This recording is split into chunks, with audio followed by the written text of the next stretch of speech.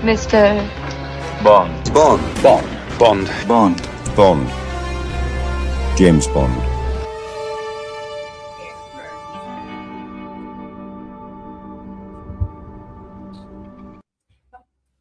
Hi everyone, welcome to another episode of the Ultimate Bondcast. I'm Chris and I'm here with Mike as always. How are you, Mike? You okay? I'm very well, Chris. I'm absolutely sweltering right now. It I don't is. know if you guys are watching from the UK, you'll relate right now. We are in British extreme heat today and it's awful, you know. Yeah, this definitely dates this video if you're not watching it live and you are from the UK. Just remember that 1 week where you couldn't survive in your house. It is unbearably hot right now. I have heard a load of people like saying online about like Americans going, it's not really that hot, you're making it up. But they don't realise British heat is so different to anywhere else in the world, isn't it? It's because like they always say like, oh, it's because your houses are built to keep heat in rather than let heat out. And it's so true. It is it's I'm dripping more than this bottle of water right now, to be honest with you. So you know, can I just say hi to Mark? Actually, the MI6 collector's joined us. Hi, Mark. Hey, Mark, how you doing, dude? Nice to see you. But yeah, other than hot, I'm really good, mate. Really good. Excellent. Ready and raring to go, I take it. Always, mate. Always. Okay. So we've got a fun episode today. We're doing a what if where we're taking a look at some of the theories and like ideas that are out there for the potential George Lazenby second Bond movie where he might have continued into Diamonds Are Forever. Unfortunately, didn't. We'll take a look today at what might have been with that. And I think we're going to start with some Bond news, though, aren't we? What would a podcast be without Bond Over news? to the studio, I guess. Let's go and hit some Bond news.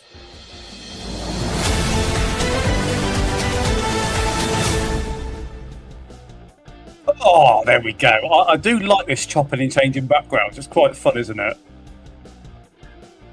I know you do, yeah. We started with the weather and now we're moving on to the news. Well, done it the wrong way around. That's a wonderful little link, that is, mate. So, yes, Bond news. There's some news that has got out. And I'm going to make a slight apology to you guys. Now, if you caught our last podcast, we were reviewing... we mentioned that First Light, the new Bond game, has been given years' worth of support. And it all sounded really exciting. And then, would you believe it, Chris? The day or so after our podcast, IO dropped the actual roadmap of what they're doing. And I was just like, I've got to wait to our next show now. So let me share with you what IO have done a good setup of playing out. So if you've played the game, you'd be quite excited about the next prospects of this one. So here's what we're looking at coming up in the future over the next sort of 6 to 12 months. We can see that the tax sim is going to have a nice little update. So that'll be great because it's a bit restrictive right now. I don't know if you think that, Chris. Is it a bit bland? Yeah, it's a bit bare bones, I guess. Yeah, I'm sure it will build. It's good to hear. I'll forgive it. For early days, though, I'll give it its dues, in fairness. So, yeah. But, yeah, that's looking really cool from there. They're doing updates to the PC version, so they'll get path and ray tracing, which is great. The Switch 2, you are going to get access to First Light as well. So if you guys have got a Switch 2, you're not being left out of the mix. A new gadget's coming out. I'm intrigued by this. The G2 glasses. I have absolutely no idea. There's no speculation what this is because he has glasses already in the show, in the game, doesn't he? Yeah, he does. He does. So what's that all about? Maybe it's just like enhanced glasses. My hi to Bobby's on there, just joined us as well. Hiya. And the other thing I've noticed, Chris, is also new Game Plus. I'm so excited for this. That is good. I mean, I don't know if you've played the campaign much, and there might be a bit of a delay on the connections. I'm not sure. But when I've noticed playing the game, you aren't allowed to play with your skins that people have grinded hard or they've purchased and stuff like that. And it's good to have it back. You know, you can maybe play with your upgraded gadgets, your suits and stuff like that. I just think it's something that's been really missing, but it's expected nowadays, isn't it, on games, to have a new Game Plus mode, play all your upgrades and stuff like that. So that's a fantastic addition. What do you think, Chris? I think he's gone on a bit of a delay today. Fantastic edition, mate. It is really good. I'm really glad to hear it. Are we experiencing a bit of a I don't know connection if it's delay you or today, me, Chris? mate, because Bobby's. Yeah, I don't know if it's you or me, mate, because it says, Mike, what's happening right now in the chat? Oh, right, okay. Might be me. Bottom line is... I don't know. The chat can tell us who's at fault. I tell you what, Chris, shall we do the unthinkable? Should I just These reconnect? ridiculous backgrounds. It's the best background. Right, I'm going to reconnect because I think it might be me. So just bear with me 30 seconds. I'll be right back. I don't know.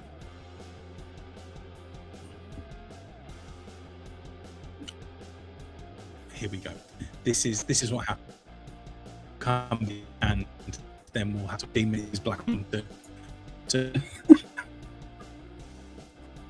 we are. Again.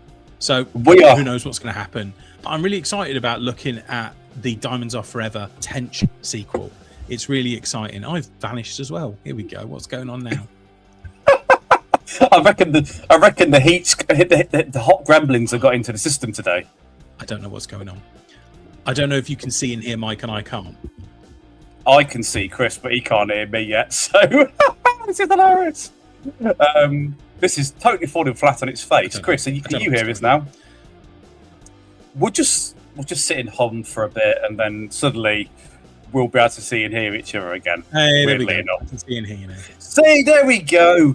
Right, Chris. I don't think disconnecting is ever really a good idea because you're still super delayed. Probably, but I do think that the gremlins have got into our system today. The heat. No, this is. It might be. Apparently, it might be me, according to. It might be your connection, Chris. So, hey, but look, we'll fill the gap anyway for us. Bond First Light. Let's go back to where we were anyway. So that's our updates coming through. And the last thing we did want to highlight was, can you see on the far right, guys? Balmer will return. So our famous sort of like mini Bond villain will be asking for Bond's help, which will make us return to Aleppo, which would be incredible. So more of that to come. There is also fun times ahead because we've been looking for a new Bond. Obviously, we're looking for a new Bond actor. Would you believe it? We look for one, and we suddenly get two, because we've got Patrick Gibson in the game, and we've also got Isaac Roos, who is taking the role of the young Bond in the Big Finish audio drama for Silverfin, which we've mentioned a few times, is a young Bond book, which I really love reading. It's about his time at Eton, how he, gets his first sort of like trauma with killing somebody by accident. It's a fantastic book to read, Chris. So hopefully I've filled enough time to replace your connection. Can you hear me now? No. I think Chris is reconnecting. This is the joy of live streaming, though, guys. We don't know what's going to happen. So let's see what comes up anyway. We've also got an update, by the way, guys. We are, would you believe, we're nearly 10 years to the edition of Spectre coming out. That movie with Daniel Craig in 2015, 2016. And now they're releasing an expanded edition of the sort of the audio and the DVD series, which is frankly amazing from that point of view. But yeah, that's coming out for its induction a little bit later this year. It will feature Right on the Wall by Sam Smith with a full remaster. So I just can't believe it's been nearly 10 years since that happened. I don't know if you guys can believe that anyway. Hi to Lorenzo as well. Lorenzo, nice to see you on the chat. But we're just going to try and sort out our technical problems and see if Chris can join me. He has just messaged me. Bear with me. In fact, we're just going to go on a quick stationary for a minute. So bear with us. Bear with us.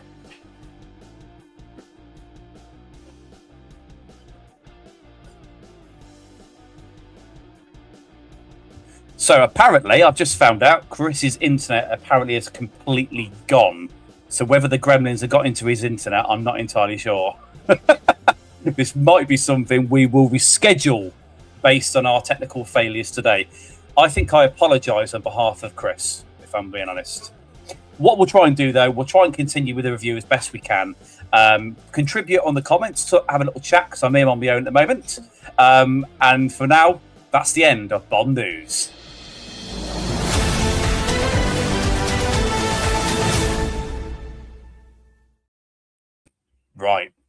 Are you ready to dip into a strange world?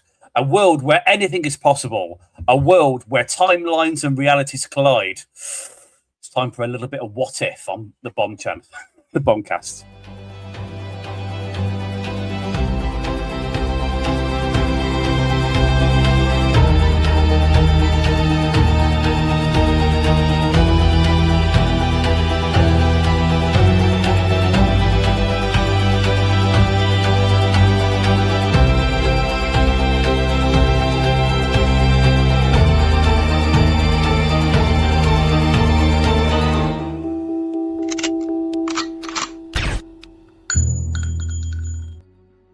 And we spared no expense on the intro, just for reference as well.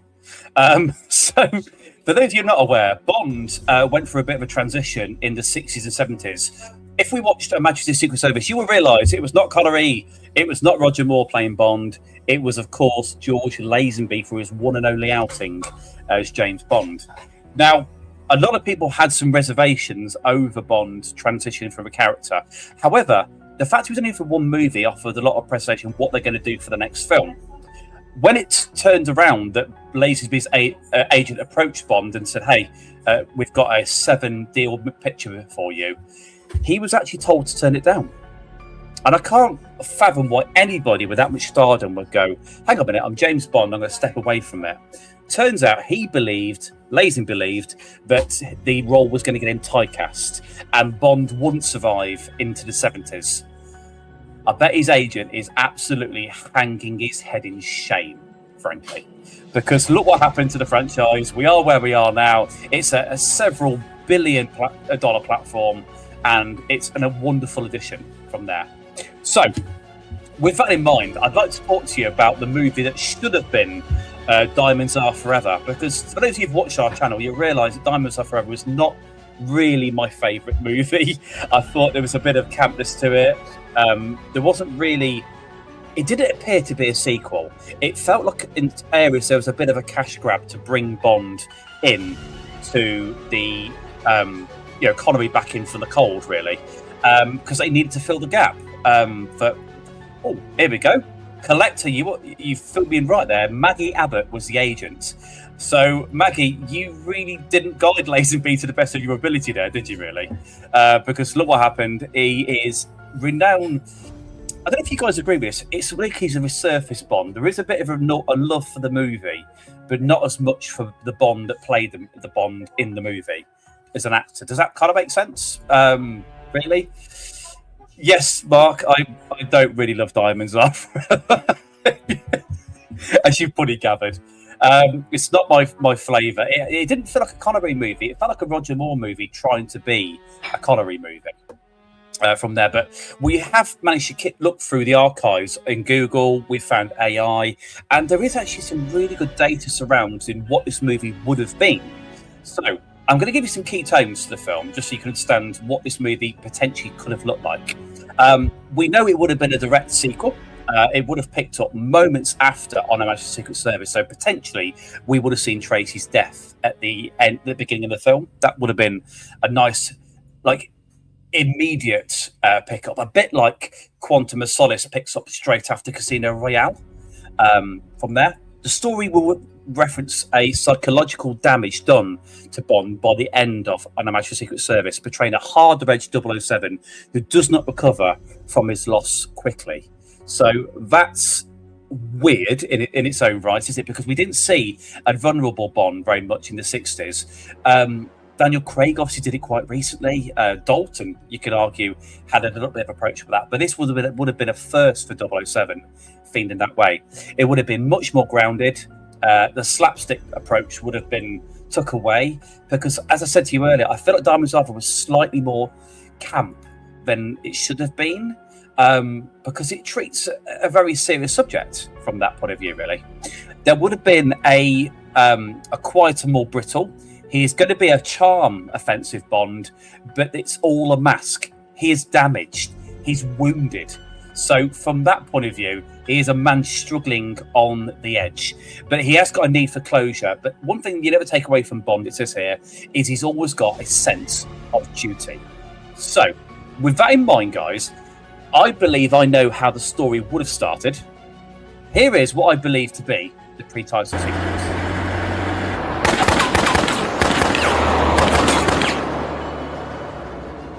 It's Blofeld. Blofeld. Poor Tracy. Poor Bond. So we witnessed that grief. There is a moment where Bond is startled and broken with his body of his dead wife.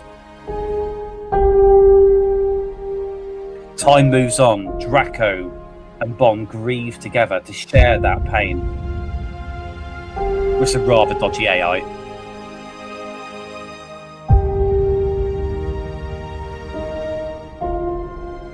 We have all the time in the world. But after tracking down Irma Brunt back in the North Alps in Switzerland, Bond finally confronts the physical killer, even if it's not the mastermind of his wife's death.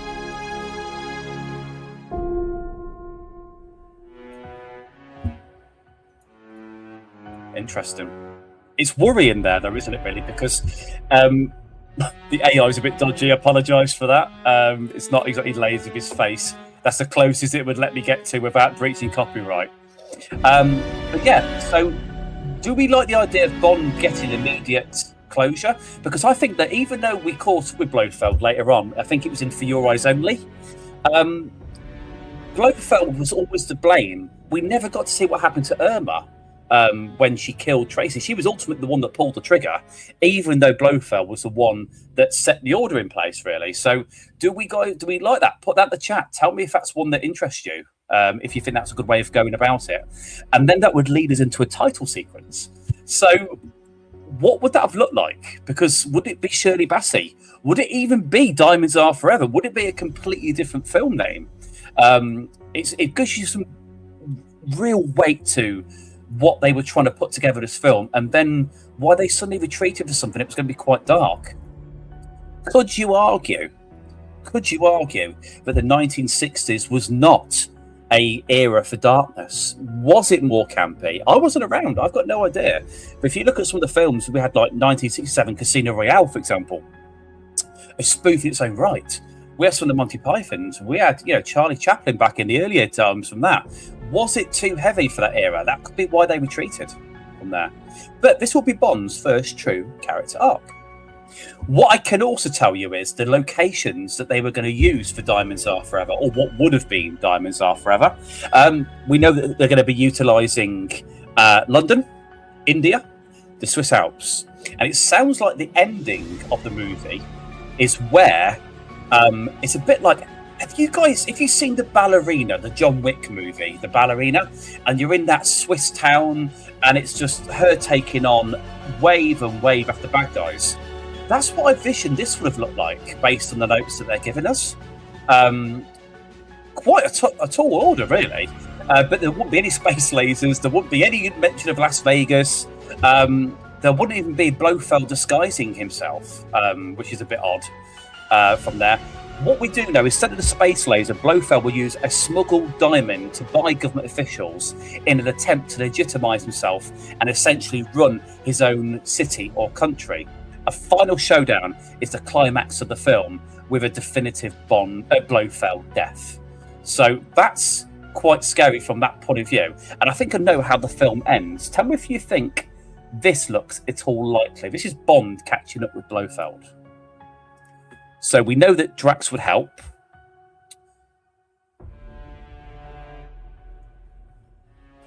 We know that Bond would then be taking on mercenaries. Chris is back. Hello, Chris.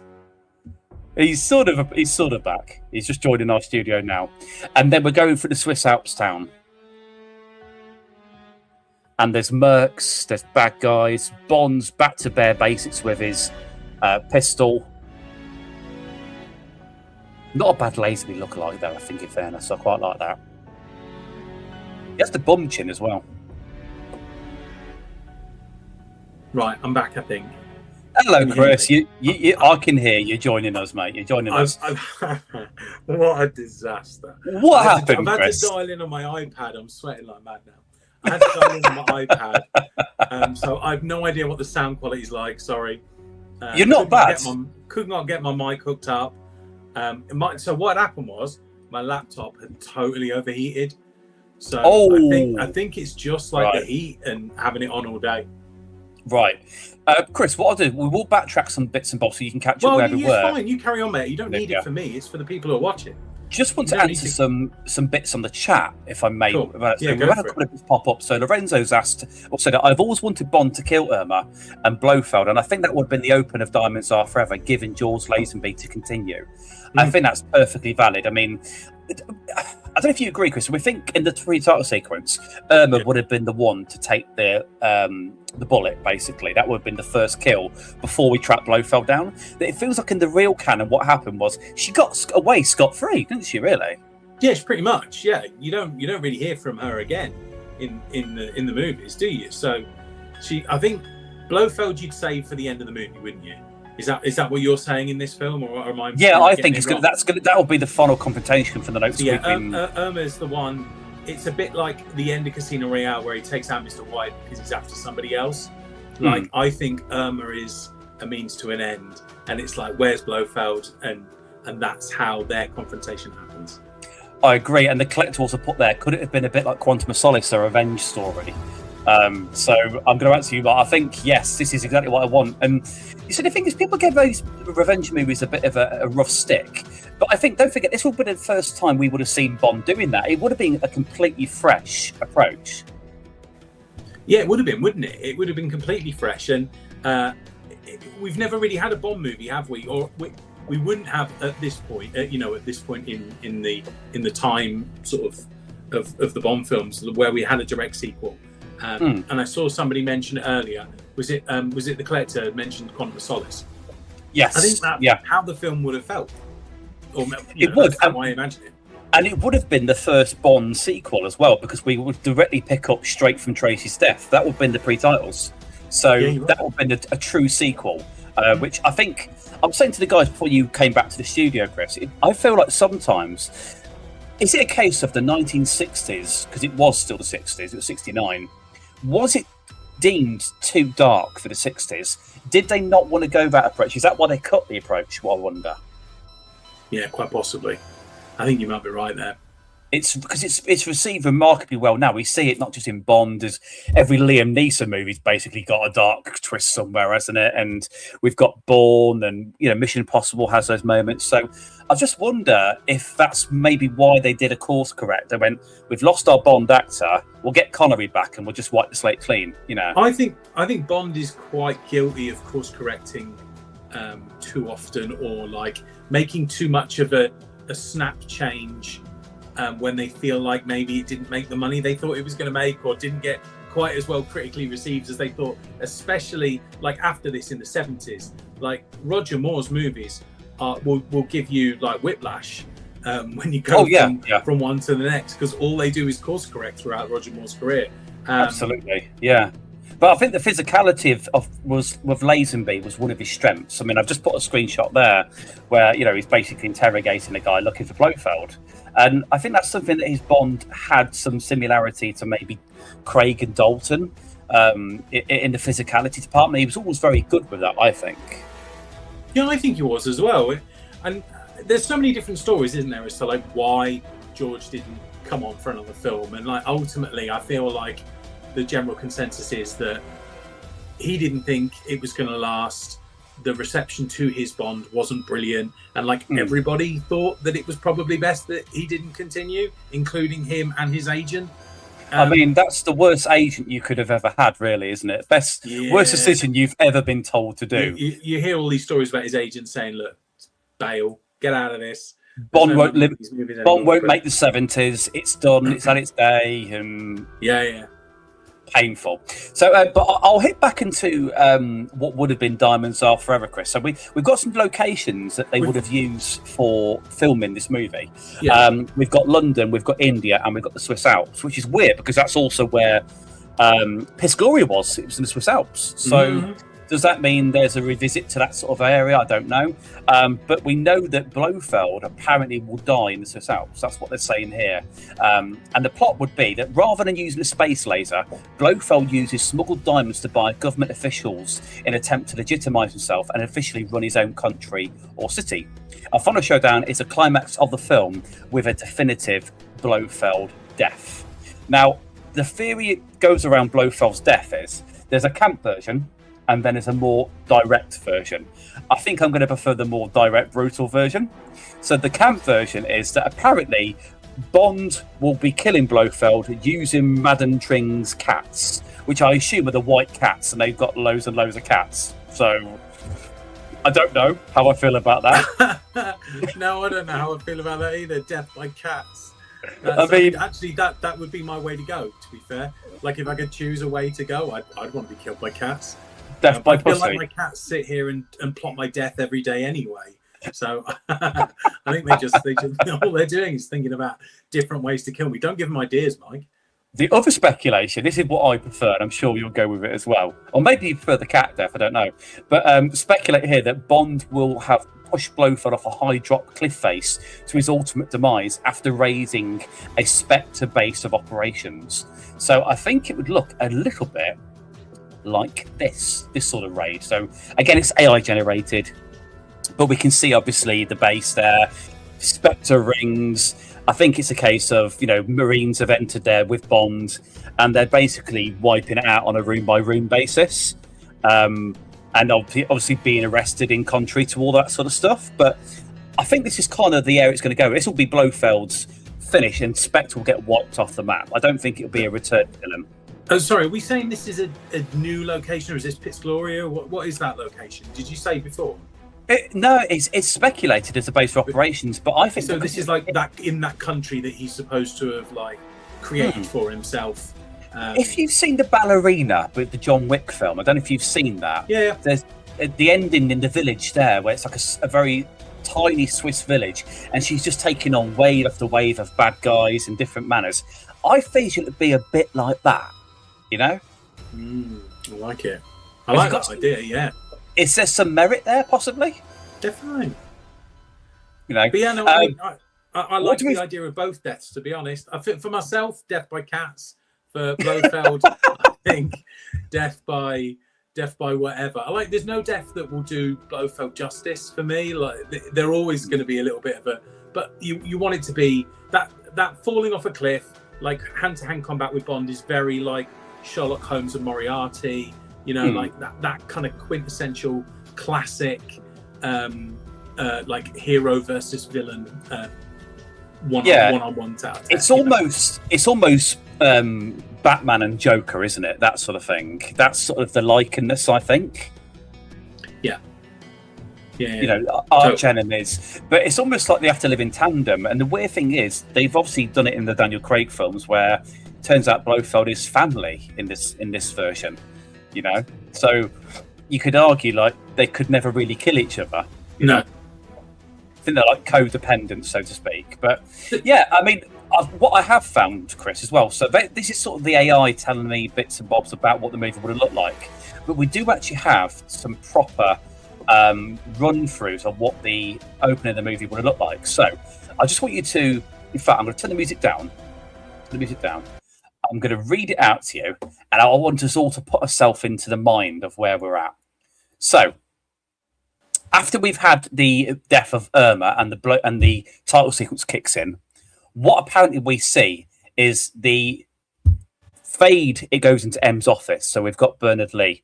He's talking to a guy called Sir James Maloney over the current state of his best employee, Secret Service agent James Bond 007.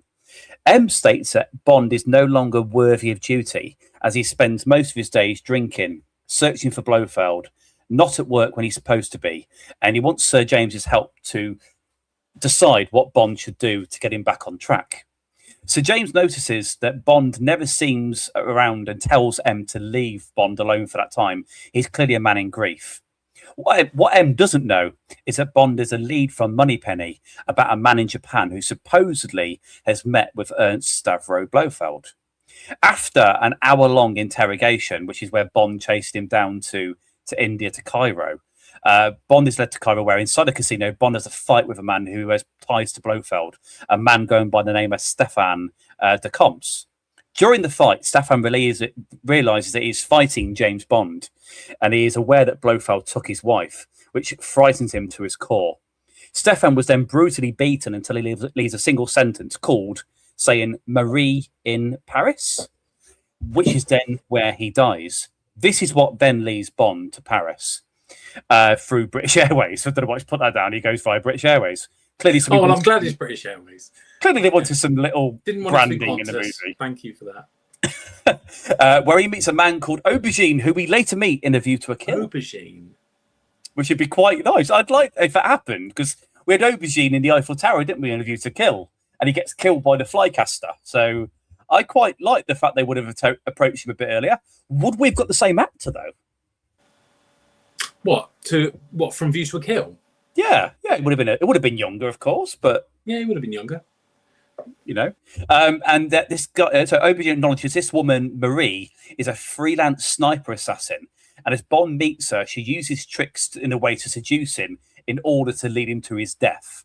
Fortunately for Bond, he is still mourning over Tracy, and this seduction doesn't work, which leads into a fight and ensues between her and Bond, with his trusty Walther PPK shoots from the leg and forces her to tell her where Blofeld's location is, a deserted base of operations in the Swiss Alps. I hope that he didn't just have a fight with her because she tried to seduce him. I hope there's something else in there where it was like you bitch! Why my wife died? Yeah, exactly. That's what's in my head. Is like he's going, nah, bitch, get off me, and then he just starts punching her, and then a fight ensues. Yeah, I'd hope it'd be a bit more heartfelt, if I'm being completely honest. You know, but almost like a wounded widow, you know, and that sort of thing. What is a welcome return, though, is we think we will see Draco back in this film, Chris, as well. Tracy's father. Well, you'd hope so, wouldn't you? Yeah, he could fund his revenge mission, couldn't he?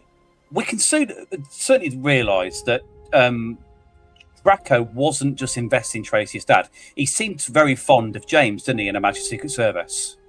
True, but I wonder if it's more interesting if he'd have been like a secondary villain, like maybe for part of the film where he blames Bond for her death because of who Bond is, and then maybe at the end realises, I can't blame you for it. It's got to be Blofeld. Do you know what I mean? Like a grieving father who... That would be a nice twist. I like that, actually. Yeah, like he's grieving, but he uses that grief to sort of inflict the pain elsewhere, but realises that actually it wasn't Bond. Blofeld's a separate business. It's actually his rival. So it would kind of make sense for Blofeld to kill Tracy to hurt Bond and Draco, really. I just want to pause to say I don't know if we've had any new comments or anything. I can't do anything on my iPad, unfortunately. No, don't worry. We have had a few pop up actually. So good. I'm going to mention. I'm really sorry. So I'm going to say to Bobby's here that so asking, is he a bad guy or a good guy? I don't know if you're referring to Blofeld or Bond, but I'd like to think Bond's a good guy. I think he asked something else before that as well.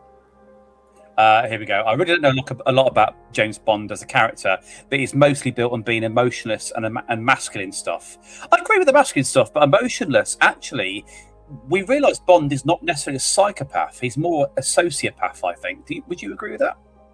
What, Bond? Yeah. I don't think he's a sociopath. I think he's really good at disconnecting his emotions, but I'd say Bond's very emotional, actually. We just see it bubbling under the surface a lot of time, and the most interesting parts of the movies are sometimes where that like emotion creeps out a little bit. But you'd be right for thinking that he's emotionless, because he does like hide it deep down and try and portray this calm, cool, suave exterior when actually I think there's a lot going on inside. Do you know what else was really touted to appear in Diamonds Are Forever, or what would have been Diamonds Are Forever, Chris? We would have seen the DB5 back. That was the plan. Well, so they were looking to get the agreement with Aston Martin back then, were they? They were, yeah, because obviously Lazenby had a DBS, didn't he? a 1960s DBS, but they wanted to bring back the DB5 to almost level that continuity, and that would have evolved. This is here in a chase through a London warehouse circuit, similar to Goldfinger. So okay, yeah, that's obviously where London would have been a location, not just a location for Bond to go to MI6. It sounded like that would have been an area that he was investigating or something, you know. But the thing is, it's very speculative, this movie, because obviously it never came to fruition.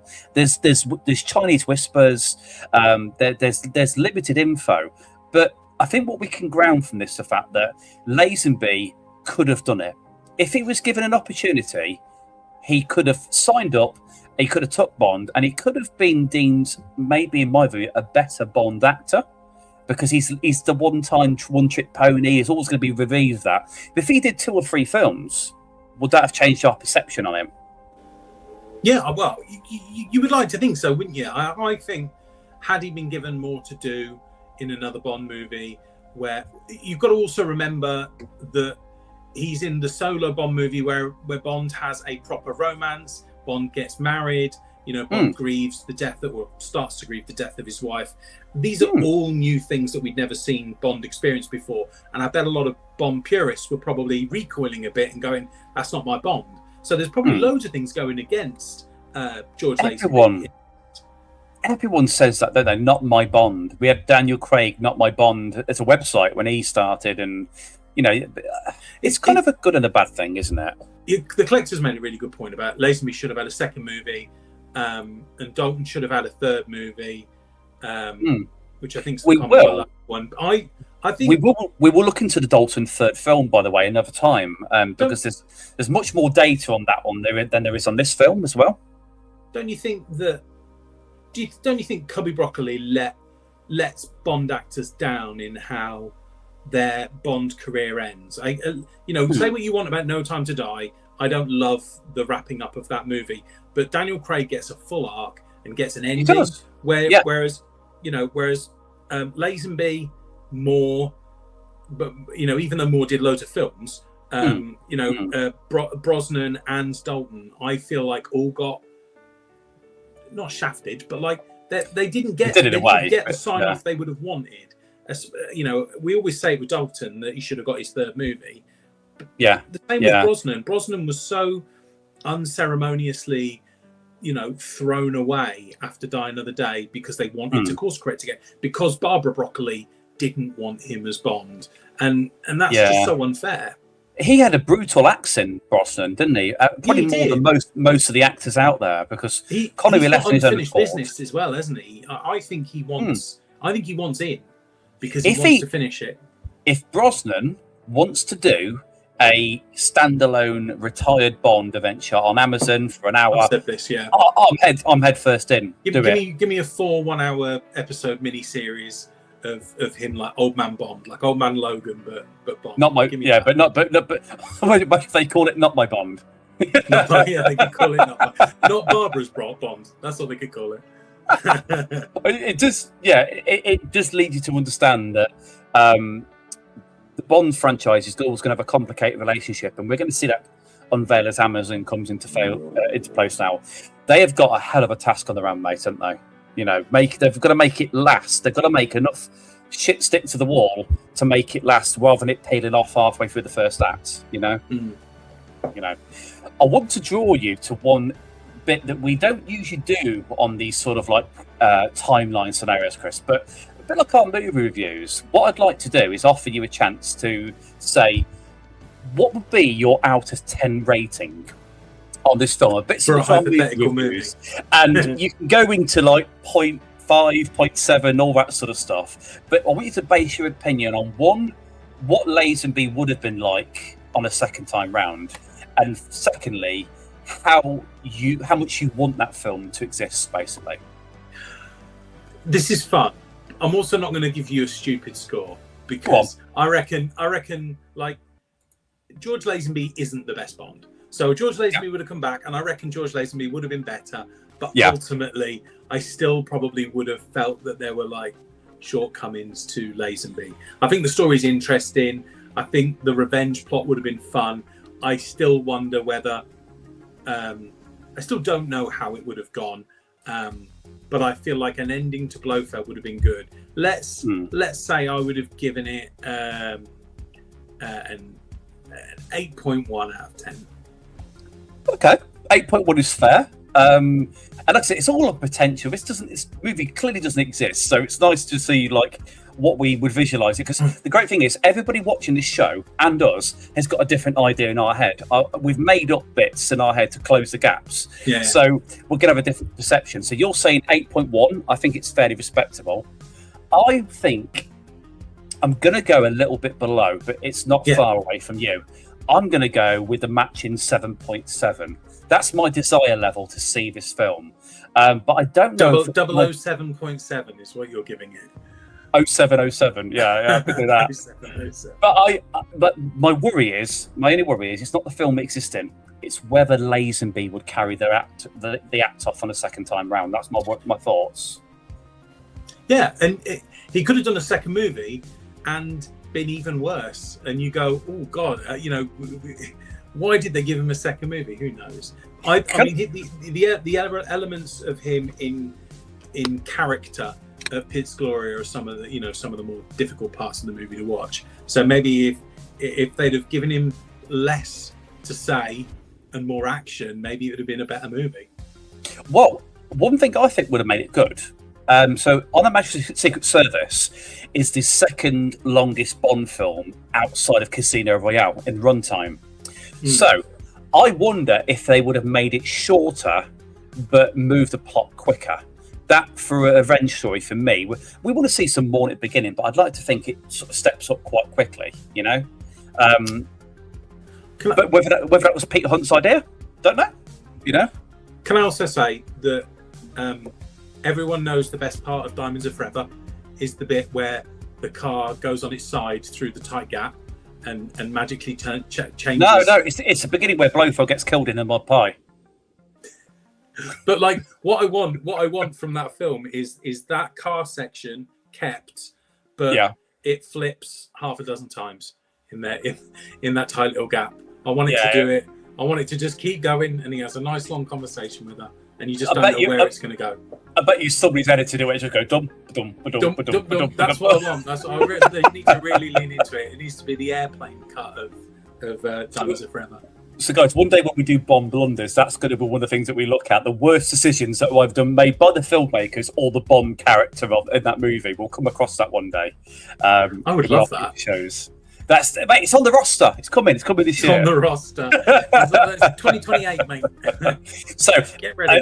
A really important question, mate. Have the gremlins got out of your system now? Have we got rid of them? I'm on my iPad, so that they're okay right now. My laptop is still burning up. But it must be the heat. What I need to do is log off from work and just wait an hour, and then we do the podcast next time. I'm sorry, everyone, that it all went wrong. Don't worry, I had about 20 minutes solo hosting. That was the new. You did amazing. I'm sure you did incredible. It was slightly awkward, but yeah, it's new territory. But that is the beauty of live streaming. We're not just coming to you recorded all the time. Things are going to go wrong. Part of the fun from there. But I mean, you might have said it already, so apologies. But we're not just live streaming anymore, are we? No, that's right. Go for it. Yeah, go on. So, if you haven't said it already, we are now also a proper podcast. We have got we will now be available on Spotify, on Apple Podcasts, on Amazon Music, and anywhere you get your podcasts from. So if you are watching this but you think you would rather be listening to it on the way to work or at the gym or whatever, then we're now available. All our back catalog is on there as well. Yeah, just tune in, hang out with us, listen out for the more bloopers that will come, I'm sure, because our technology has its faults at times. But yeah, we're now officially podcasting from there, alongside obviously you guys on Facebook, YouTube, and Twitch. Everyone's appreciated. But all we ask is if you're on one channel, go and find us on the other channel, tap us up, and keep up to date with the latest Bond news, because there's so much more that we've got coming up this year. Hopefully not in the extreme heat, and we can actually let it happen. And thanks, Mark, for the congratulations as well. That's great. Thanks, Mark. Chris, is there anything that you would like to plug, mate, before we wrap up? Because we had some technical problems, and we'll probably have to wrap a little bit early for that reason. Yeah. Well, look, I don't know if I've got anything to plug. I need to unplug my laptop, so I will be doing that. Very true. all I want to say is, like, we've just said it there about the podcast. I think anywhere that you can subscribe, follow, rate us, that is always hugely helpful to us. We're a small channel, so follow us on Facebook, Instagram, Twitch, YouTube, and all of the podcast services. I mean, it really helps us out. Wherever you consume your Boncast content, we're glad to have you here. And I was just going to say as well, I will be attending the Operation Attack in Norfolk on the 1st of August. So really looking forward to meeting some Bond fans there if you're going. I am gutted. I'm going to be on holiday that week. That's why I'm not going to be able to attend. But I'm sure Chris, you will carry our channel name, won't you, and get some good pics for us. I will do my best. I will probably get there and then glitch out, and no one will be able to hear me for the next hour. And of course, you're going with your dad as well, which is nice. So that'd be quite fun. Say again. And you're going with your dad, aren't you, as well? That'd be quite fun. I hope so. I mean, I've asked him. We'll see. Fair enough. But yeah, I'd just like to plug as well, guys, that as well as the uplifter going onto the podcast platforms, come back to the Bond channel next week, because we are going to start our official run through of 007 First Light. Episode 2 is on the horizon. We've just done it as part of our release a few weeks ago, and we're now going to start our proper playthrough. So come back; it's going to be some good fun. Yeah, I can't wait. I'm on that as well, and it's been really fun playing it for a second time. Obviously, our first level we did a few weeks back for sort of our official first look at the game. So now we're starting from mission 2, aren't we? Well, technically, we did actually record episode 1 again. No. The goddamn gremlins got into your system again, didn't they? No, we didn't record an episode that got lost. I don't know what you're on about.